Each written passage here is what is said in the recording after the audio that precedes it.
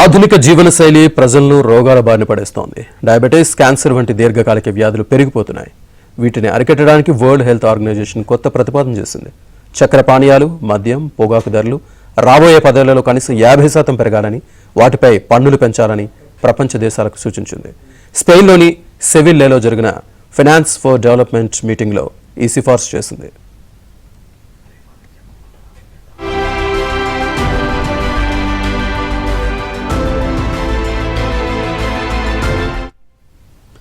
దీర్ఘకాలిక ఆరోగ్య సమస్యలకు చెక్ పెట్టడానికి ఈ నిర్ణయం తీసుకుంది. వాటిపై పన్నులను మరింతగా పెంచితే షుగర్, క్యాన్సర్ వ్యాధులకు కారణమయ్యే హానికరమైన ఉత్పత్తుల వాడకాన్ని బాగా తగ్గించవచ్చని WHO భావిస్తోంది.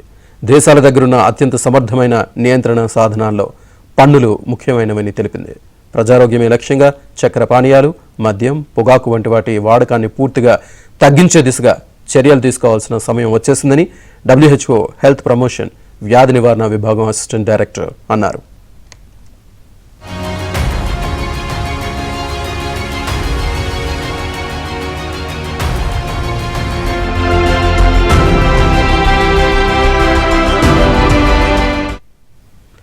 కొలంబియా, దక్షిణాఫ్రికా వంటి దేశాల్లో ఈ దిశగా చేసిన ప్రయోగం మంచి ఫలితాన్నిచ్చింది. అదనపు పన్నులతో పొగాకు తదితర ధరలు విపరీతంగా పెరగడంతో వాటి వాడకం బాగా తగ్గింది. అయితే WHO సిఫారసును పొగాకు పరిశ్రమలు వ్యతిరేకిస్తున్నాయి.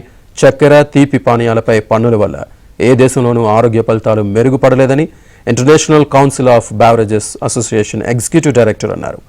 ఊబకాయం వంటివి తగ్గలేదని, ఇలాంటివి స్పష్టమైన ఆధారాలను విస్మరించడం ఆందోళనకరమని అన్నారు.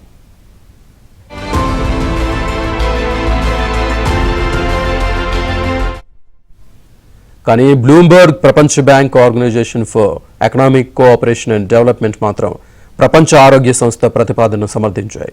ఇందుకు ముందుకొచ్చే దేశాలకు తోడ్పడతామని ప్రకటించాయి. 2012-22 మధ్య దాదాపు 140 దేశాలు పొగాకు ఉత్పత్తులపై పన్నులను 50% పైగా పెంచాయి.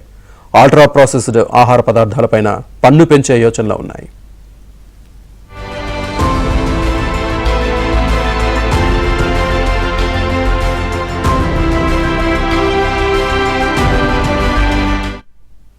భారత్లోనూ కొవ్వు, చక్కెర, ఉప్పు అధికంగా ఉండే ఆహారాలపై ఆరోగ్య పన్ను విధించాలని వైద్య నిపుణుల నేతృత్వంలోని జాతీయ కన్సార్టియం సూచించింది. అంతేకాక పిల్లల ఆహార పదార్థాల మార్కెటింగ్పై కఠినమైన నియమాలు విధించాలని కోరింది.